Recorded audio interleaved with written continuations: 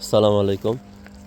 আমরা হ্যামিং ট্রান্সফরমারের যে হ্যামিং লোড কম থাকলে স্বাভাবিকের চেয়ে ট্রান্সফরমার যে আপনার একটা শব্দ করে তাকে হ্যামিং বলা হয় ইলেকট্রিক্যালের ভাষায়। সেই হ্যামিং দেখুন যে এই ট্রান্সফরমার দুইটিতে কাজের কারণে লাইন বন্ধ থাকায় লোড কম আছে এবং তারপরেও তুলনামূলকভাবে এখন শীতের দিন, যার কারণে ট্রান্সফরমারের লোড এই দুইটাই 10 MVA করে 20 MVA 10/13, আর এটাও 10/13 মানে 20 যদি একত্রে করি 20/26.66 আর কি হয়, ঠিক আছে। এটা আর এই 10/13.33 হয়।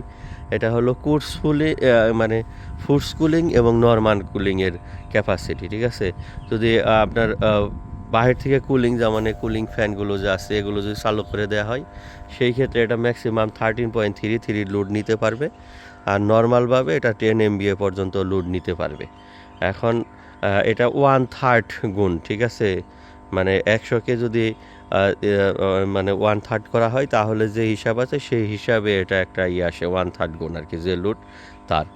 আর 10-এর যদি 1/3 করা হয় 3.33 আসে, সেটা 10-এর সাথে যোগ করা হয় আর কি, এই হিসাবে, ঠিক আছে।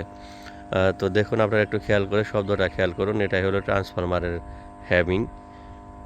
এটা পাওয়ার ট্রান্সফরমার বা ডিস্ট্রিবিউশন যে কোনো ধরনের ট্রান্সফরমার হতে পারে, তবে পাওয়ার ট্রান্সফরমারের গুলাই বেশিরভাগ খেয়াল করা যায়।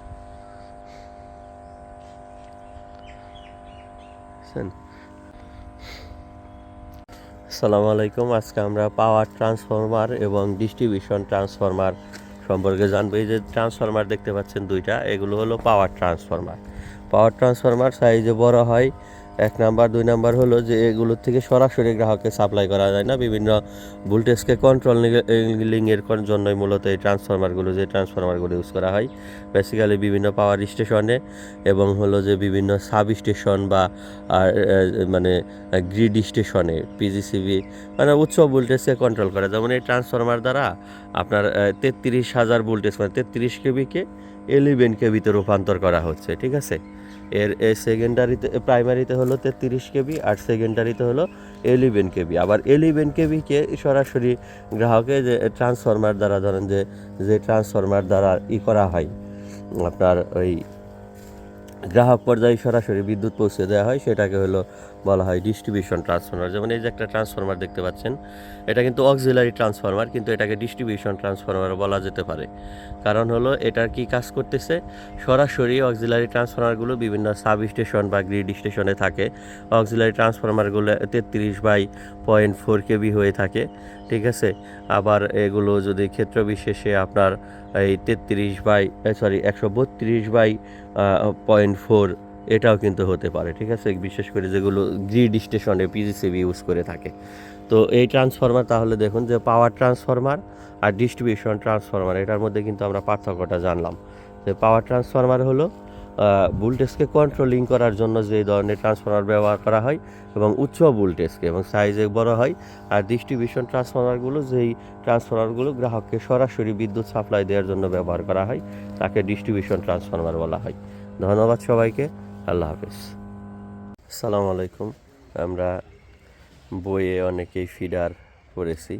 ফিডার কি আজকে বাস্তবে দেখাচ্ছি। যে ফিডার, এগুলো হলো ফিডার কেবল। এটা একটার ভিতরে 3টি গেজ থাকে আর কি, এই যে 3টা ফেজ থাকে। এগুলো এখানে আবার সোল্ডারিং করে গ্যাসকেট দিয়ে সোল্ডারিং করে আলাদা করা হয়, ভিতরে একটি থাকে।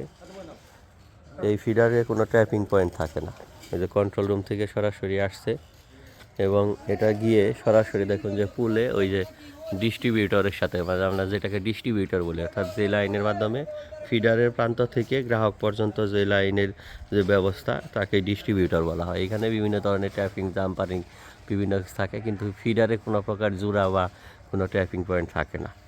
এবং এগুলো মূলত আসলেও এক ধরনের খুব উন্নত মানের ক্যাবেল আর কি, ঠিক আছে।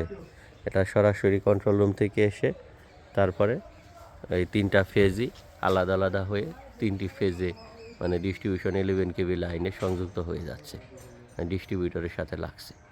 আছে। এই হলো ফিডার ক্যাবেল বা ফিডার সংক্ষেপে যাকে বলা হয়, বা ফিডার তার।